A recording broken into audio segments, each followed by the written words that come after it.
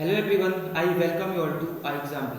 आज के इस वीडियो में हम लोग यूपीएससी, ईपीएफओ, एपीएफसी के लिए हिस्ट्री के कुछ क्वेश्चंस को देखेंगे जो कि आपके लिए बेसिकली प्रैक्टिस क्वेश्चंस है।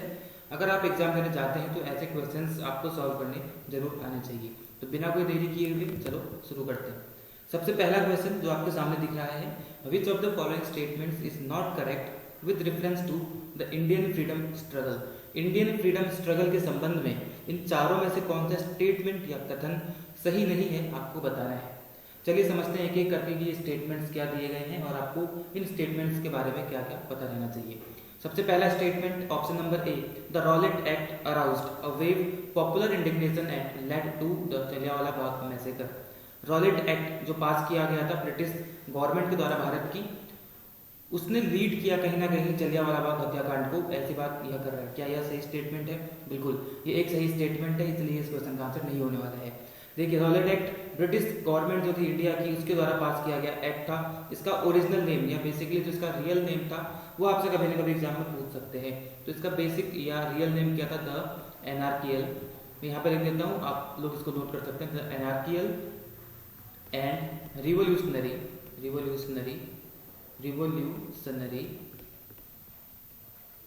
Crimes act. ठीक है, इसका रियल नेम हुआ करता था the anarchical and revolutionary crimes act 1919, यानी कि 1919 में इसको लाया गया था, इसलिए इस एक्ट का नाम यह हुआ करता था। इस एक्ट के तहत क्या किया जाता था? इस रॉलेट एक्ट के तहत क्या किया जाता था कि गवर्नमेंट के पास एक तरीके से एक स्वायत्तता आ चुकी थी कि वह किसी भी व्यक्ति को बिना किसी रीजन के अरेस्ट कर सकते हैं और उनको इम्प्रिजन भी किया जा सकता है बिना उनको कोर्ट में प्रेजेंट किए। तो यह दे दिया गया था, एक तरह स्वतंत्रता दे दी गई थी ब्रिटिश गवर्नमेंट को इस रॉलेट एक्ट के तहत। गांधी जी जो हमारे देश के राष्ट्रपिता कहलाते हैं, गांधी जी ने इस एक्ट को क्या कहा था? ब्लैक एक्ट कहा था, काला कानून इसको बोल के बुलाया था। ठीक है, इस एक्ट को रॉलेट कमेटी के द्वारा लाया गया था। रॉलेट कमेटी एक बनाई गई थी, उस रॉलेट कमेटी की सिफारिशों के आधार पे इस एक्ट को पास किया गया था। और यह रॉलेट कमेटी जिसके द्वारा इस रॉलेट कमेटी को लीड किया गया था, अध्यक्ष जो उसके थे उनका नाम था सर सिडनी रॉलेट। ठीक है, सिडनी रॉलेट, इन्हीं के नाम पे इस एक्ट को लाया गया था। ठीक है, और यही रॉलेट एक्ट था जो एक मेन रीजन था जलियांवाला बाग हत्याकांड का। ठीक है, चलो ऑप्शन में आप लोग कमेंट सेक्शन में बताएंगे कि जलियांवाला बाग हत्याकांड किस ईयर में हुआ था। ठीक है, सेकंड स्टेटमेंट यहाँ पे दिया गया है, Subhash Chandra Bose form the forward bloc. Forward bloc की स्थापना सुभाष चंद्र बोस ने करी थी।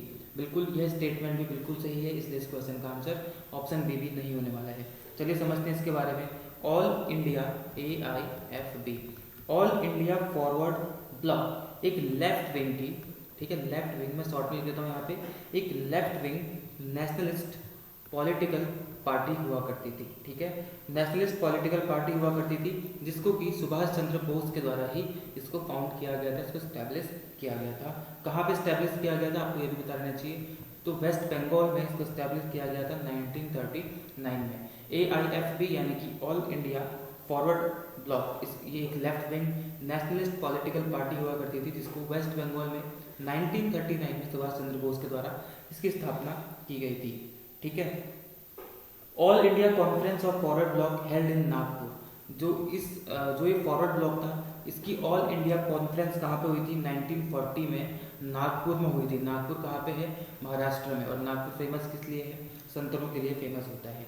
ठीक है, तो नागपुर में 1940 में इसकी ऑल इंडिया कॉन्फ्रेंस हुई थी और यहीं पे एक रिजोल्यूशन इसमें पास किया गया था जिसको क्या बोला गया था? इसका टाइटल रखा गया था, मैं यहाँ पे नीचे लिख देता हूँ, all power to Indian people. ठीक है, इसमें एक रिजोल्यूशन पास किया गया था जिसको क्या बोला गया था? All power to Indian people.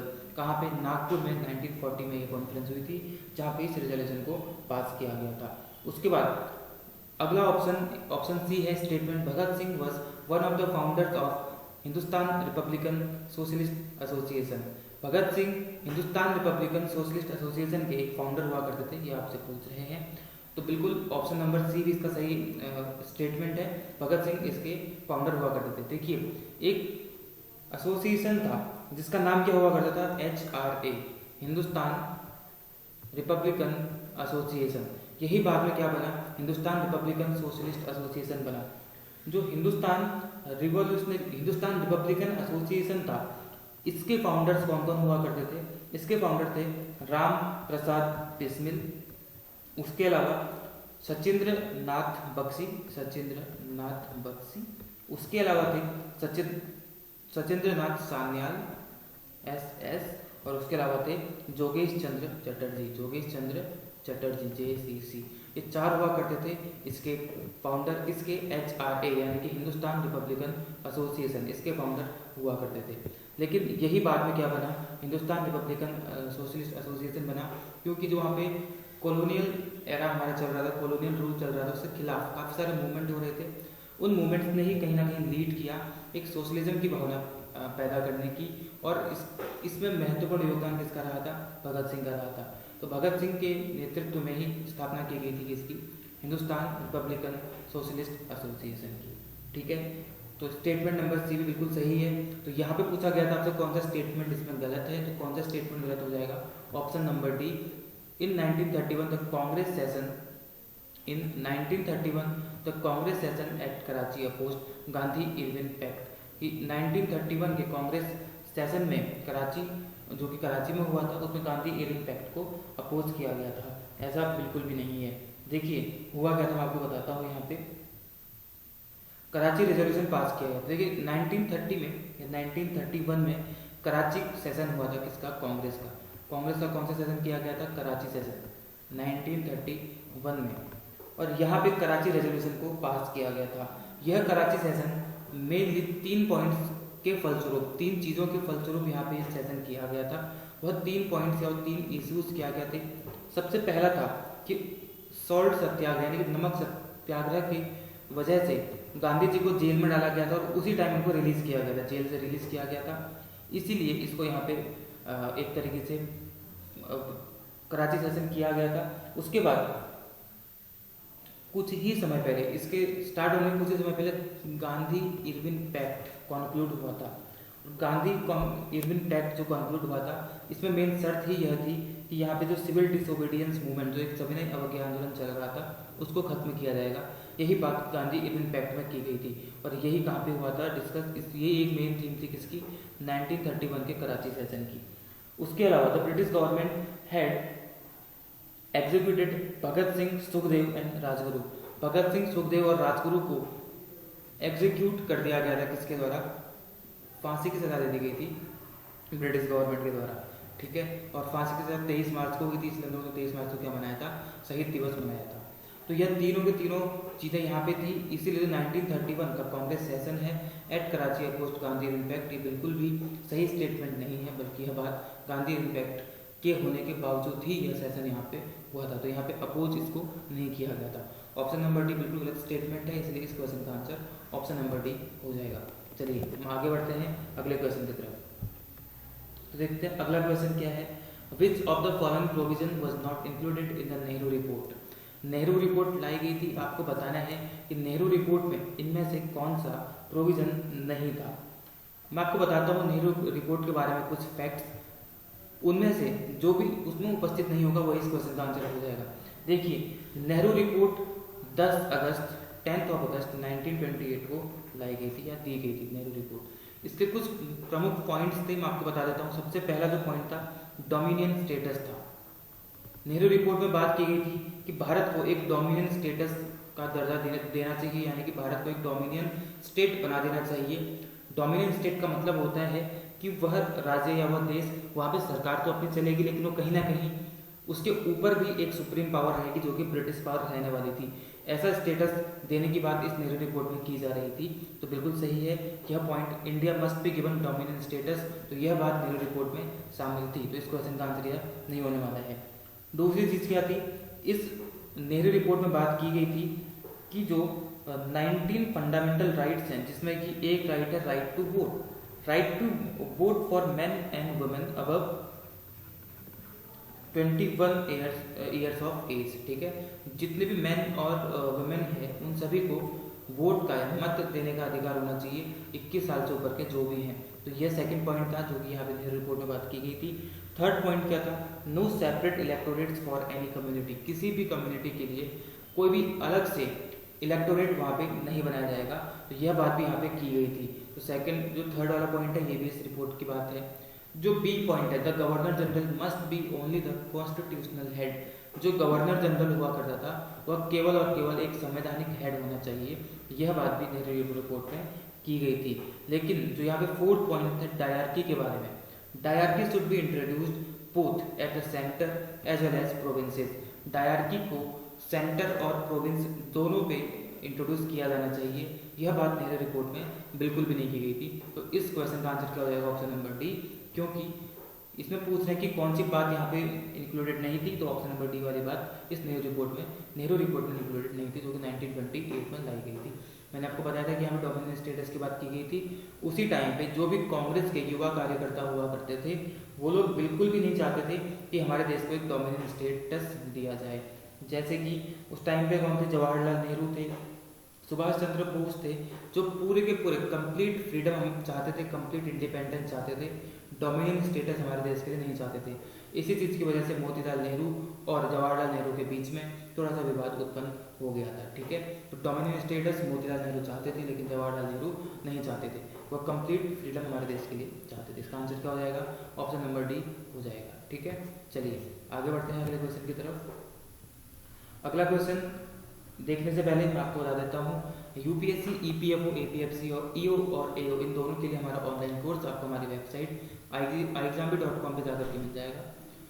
इसमें जो कुछ इंपॉर्टेंट फीचर्स हैं, जैसे इसमें 20 मॉक टेस्ट मिलेंगे आपको, 6 पीवाईक्यूज मिलेंगे, 4000 क्वेश्चन इंसेप्शन टेस्ट मिलेंगे, वीडियो लेसन्स रहेंगे, स्टडी नोट्स रहेंगे। आपको इतने सारे इंपॉर्टेंट फीचर्स के साथ आपके लिए एक कोर्स फ्रेम होता है। तो इसमें आपको एनरोल करना चाहिए। यहाँ पे वर्तमान में से 40% ऑफ चल रहा है, जो कि आपके लिए एक बहुत ही नॉमिनल सा प्राइस है। ठीक है, तो जाइए एनरोल कीजिए, 40% ऑफ प्राइस पे इसको खरीद लीजिए, आपके एग्जाम में आपकी हेल्प जरूर करने वाला है। कोई कन्फ्यूजन आपको होता है, कोई क्वेरी अगर आपकी होती है तो आप नीचे किए हुए नंबर पे आप इसमें संपर्क कर सकते हैं 9205524028 और हमारी वेबसाइट या हमारे ईमेल आईडी पे आप लोग क्वेरी डाल सकते हैं। ठीक है, चलो आगे बढ़ते हैं। अगला क्वेश्चन है आपके लिए, कंसीडर द फॉलोइंग स्टेटमेंट या statements related to the Indian National Congress. यहाँ पे आपके सामने दो स्टेटमेंट दिए गए हैं जो कि इंडियन नेशनल कांग्रेस से संबंधित हैं। आपको बताना है कि विच ऑफ द अबव स्टेटमेंट और स्टेटमेंट्स इज आर करेक्ट। इन दोनों स्टेटमेंट्स में से कौन सा स्टेटमेंट या स्टेटमेंट्स सही या गलत, जो भी कुछ है सही है आपको बताना है। ठीक है, चलिए पहला स्टेटमेंट पढ़ते हैं पहले हम लोग। The Purna Swaraj resolution was passed in Lahore session of Congress held in December। Lahore session, जब कांग्रेस का लाहौर सेशन हुआ था दिसंबर में, वहां पे पूर्ण स्वराज रिजोल्यूशन को पास किया गया था। और सेकंड स्टेटमेंट है आपके लिए, द कांग्रेस वर्किंग कमेटी, जो कि 2 जनवरी 1930 को मिली थी, decided that 26 January 1930 should be observed as the Purna Swaraj day. Congress working committee ने यह तय किया कि 26 जनवरी 1930 को हम लोग पूर्ण स्वराज डे के तौर पे मनाएंगे। यानी कि बेसिकली दोनों के दोनों स्टेटमेंट पूर्ण स्वराज के बारे में बात करते हैं। चलो हम लोग बात करते हैं लाहौर सेशन की, जहाँ पे क्योंकि इसमें मेन लाहौर सेशन की बात की गई है, इस लाहौर सेशन के इंपॉर्टेंट पॉइंट्स क्या क्या हैं, तो उस आधार पे हम लोग इस क्वेश्चन का आंसर देने का ट्राई करेंगे। चलो लाहौर सेशन की बात करते हैं कांग्रेस की। तो इंडियन नेशनल कांग्रेस का लाहौर सेशन है, इसने पूर्ण स्वराज रिजोल्यूशन को पास किया था कब, 19 दिसंबर 1929 को। ठीक है, अपने लाहौर सेशन में कांग्रेस ने एक पूर्ण स्वराज रिजोल्यूशन को पास किया था 19 दिसंबर 1929 को, जो कि पहला स्टेटमेंट है जो कि बिल्कुल सही हो जाएगा आपके लिए। ठीक है, पूर्ण स्वराज मतलब क्या होता है कि पूरे के पूरे राज्य में हमारा अपना राज्य होगा, कोई और हमारे ऊपर रूल नहीं करेगा। इसी के चलते एक पब्लिक अनाउंसमेंट भी की गई, जिसमें यह बोला गया कि 26 जनवरी 1930 को कांग्रेस पार्टी क्या करेगी, इंडिपेंडेंस डे सेलिब्रेट करेगी, इंडिपेंडेंस डे सेलिब्रेट किया जाएगा। ठीक है, 26 जनवरी 1930 वॉज डिक्लेयर्ड एज पूर्ण स्वराज दिवस, जिसमें यह बात की गई कि हम लोग 26 जनवरी 1930 को पूर्ण स्वराज दिवस मनाएंगे। तो दूसरा स्टेटमेंट भी इसका बिल्कुल सही हो जाने वाला है। पंडित जवाहरलाल नेहरू थे जिन्होंने लाहौर कांग्रेस सेशन को प्रिसाइड किया था, यानी कि उसकी अध्यक्षता करी थी किसने, पंडित जवाहरलाल नेहरू ने। और इसमें पंडित जवाहरलाल नेहरू ने क्या किया था, भारत का तिरंगा यहाँ पे होस्ट किया था, यानी कि इसको फहराया था। ठीक है, इसके अलावा यहाँ पर कुछ एडिशनल इन्फॉर्मेशन आपको दे देता हूँ कि 1916 में कांग्रेस का लखनऊ सेशन होता है। 1916 में अंबिका चरण मजूमदार इन्होंने किया था लखनऊ का जो 1916 का सेशन था कांग्रेस का, उसकी अध्यक्षता। उसके अलावा त्रिपुरी में होता है 1939 में, कहाँ पे होता है, त्रिपुरी में। इसकी अध्यक्षता किसने करी थी, सुभाष चंद्र बोस ने करी थी। उसके अलावा रामगढ़ सेशन होता है। रामगढ़ सेशन कब किया गया, 1940 में, और इस सेशन की अध्यक्षता किसने करी थी, मौलाना अबुल कलाम आजाद ने करी। ठीक है, इतनी जानकारी आपको यहाँ से मिलती है। तो लाहौर सेशन में जब ये हुआ था तो यहाँ पे पूर्ण स्वराज की बात भी की गई थी, और यह भी बोला गया था कि हम लोग 26 जनवरी 1930 को पूर्ण स्वराज दिवस के तौर पर मनाएंगे। दोनों के दोनों स्टेटमेंट्स बिल्कुल सही हैं, तो इसीलिए बोथ 1 and 2 are correct. Option number C इसका सही आंसर हो जाएगा। ठीक है, चलो आगे बढ़ते हैं अगले क्वेश्चन की तरफ।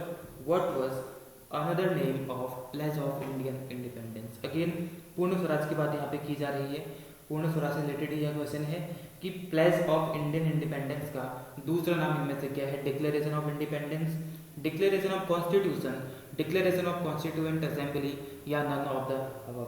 देखिए, जब पूर्ण स्वराज रिजोल्यूशन को ड्राफ्ट किया गया था JL नेहरू के द्वारा, पूर्ण स्वराज रिजोल्यूशन को पंडित JL नेहरू के द्वारा ड्राफ्ट किया गया था, तो उसी टाइम क्या किया गया था, declaration of independence, declaration of independence को भी ड्राफ्ट किया गया किसके द्वारा, महात्मा गांधी जी के द्वारा सन 1930 में। जहां एक और पूर्ण स्वराज रिजोल्यूशन को ड्राफ्ट किया गया JL नेहरू के द्वारा, वहीं दूसरी ओर इंडिपेंडेंस के ड्राफ्ट को बनाया गया। ठीक है, तो ये किस तरह किया, डिक्लेरेशन किया गया इंडिपेंडेंस और किसके द्वारा, महात्मा गांधी जी के द्वारा 1930 में। इसी प्लेज के बाद 26 जनवरी 1930 को इंडिपेंडेंस डे के तौर पे मनाया गया इंडियन नेशनल कांग्रेस के द्वारा। इसको हम लोग क्या बोलते हैं, प्लेज ऑफ इंडियन इंडिपेंडेंस को डिक्लेरेशन ऑफ इंडिपेंडेंस बोलते हैं। ठीक है, ये इसका सही आंसर जाएगा। हमारा संविधान दिवस कब मनाते हैं हम लोग, 26 नवंबर को मनाते हैं, क्योंकि इसी दिन हमारा क्या किया गया था, संविधान एडॉप्ट किया गया था, और 26 जनवरी को जो क्या किया गया था, इफेक्ट में लाया गया था। संविधान 1946 में आ जाओ तो उस टाइम पे कैबिनेट मिशन प्लान आया था, कैबिनेट मिशन प्लान आया था।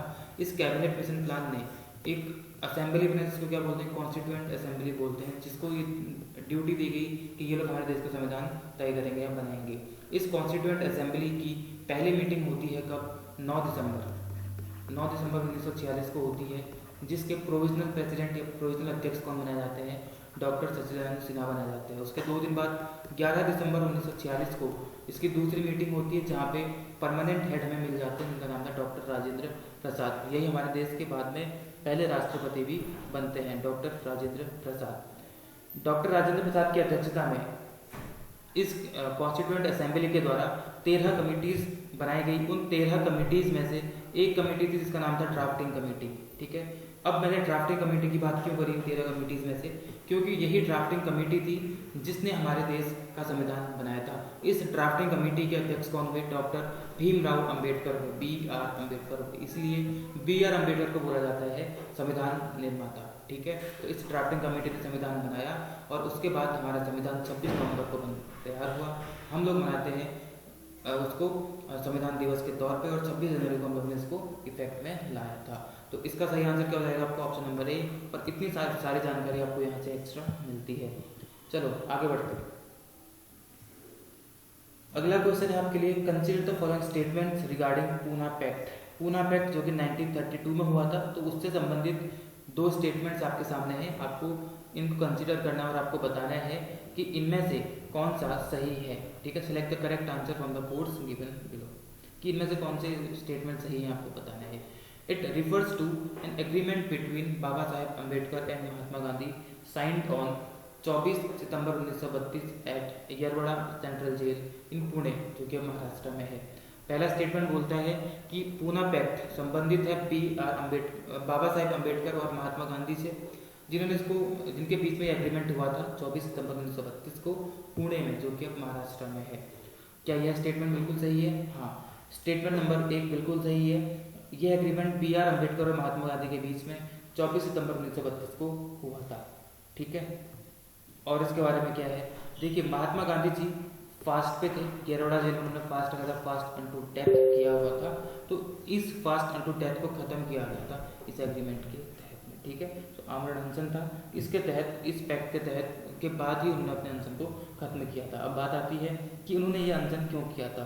क्योंकि British prime minister Ramsay MacDonald, उस टाइम पे कौन थे, रैमसे मैकडोनाल्ड, जो कि ब्रिटिश प्राइम मिनिस्टर थे, उन्होंने एक निकाला था separate electorate for the depressed classes. Depressed classes के लिए, जो उसमें वंचित क्लास हुआ करते थे, उनके लिए अलग से एक इलेक्टोरेट की बात वो कर रहे थे, जिसके अगेंस्ट में उन्होंने यहाँ पे आमरण अनशन किया था महात्मा गांधी की जेल में, और इस पैक्ट के बाद उन्होंने इसको आमरण अनशन को खत्म कर दिया था, ठीक है। ये जो एक्ट था, जो पूना पैक्ट है बेसिकली 1932 का, इसको मदन मोहन मालवीय जी के द्वारा साइन किया गया था on behalf of Mahatma Gandhi और B.R. अम्बेडकर, इनके बिहाफ में मदन मोहन मालवीय जी के द्वारा इसको साइन किया गया था। इसीलिए जो दूसरा ऑप्शन है ये बिल्कुल सही हो जाएगा, ठीक है। तीनों के तीनों पॉइंट्स इन दोनों पॉइंट्स में लिखे हुए, जो मैंने तीन आपके सामने ओरली बोले, ये दोनों इन पॉइंट्स में लिखे हुए, ठीक है। तो इसका सही आंसर क्या हो जाएगा आपके लिए, और बोथ ऑप्शन 1 एंड 2 दोनों के दोनों यहाँ पे सही हो जाने वाले हैं। चलो आगे बढ़ते हैं। When was quit India movement launched by Mohandas Karamchand Gandhi. Mohandas Karamchand Gandhi ji के द्वारा क्विट इंडिया मूवमेंट यानी कि भारत छोड़ो आंदोलन कब लॉन्च किया गया था, आप सभी को बताना है। 8 अगस्त 1942 का वो दिन था, जब बॉम्बे में मोहनदास करमचंद गांधी जी ने क्विट इंडिया मूवमेंट यानी कि भारत छोड़ो आंदोलन को स्टार्ट किया था। It was in 1942 when the world was going through the havoc caused by world war second. World war second इस टाइम पे चल रहा था, और इसके इम्प्लीकेशंस पूरे वर्ल्ड में पड़ रहे थे, और साथ ही इंडिया में भी पड़ रहे थे। और इंडिया उस समय पे यहाँ पे क्रिप्स मिशन आया था, क्रिप्स मिशन भी यहाँ पे फेल हो गया था, उस टाइम पे आया था, हीट से भारत यहाँ पे गुजर रहा था। तो इन सब चीज़ों की वजह से क्या हुआ था, यहाँ पे ये भारत छोड़ो आंदोलन को इन्होंने कहीं ना कहीं पुश किया, इसके वजह से यहाँ पे भारत छोड़ो आंदोलन यहाँ पे चलाना पड़ा था महात्मा गांधी जी को, ठीक है। और इसमें इन्होंने नारा दिया था करो या मरो, यानी कि डू और डाई का नारा दिया था। कब हुआ था ये, 8 अगस्त 1942, यानी कि ऑप्शन नंबर सी इसका सही आंसर हो जाएगा, ठीक है, भारत छोड़ो। चलिए आगे बढ़ते हैं। तो आज के इस वीडियो में इतना ही था, जहाँ पे हमने कुछ क्वेश्चंस देखे, और उन क्वेश्चंस के माध्यम से आपको कुछ एक्स्ट्रा फैक्ट्स प्लान का ट्राई मैंने किया, जो कि आपके एग्जाम के लिए बिल्कुल महत्वपूर्ण साबित हो सकते हैं।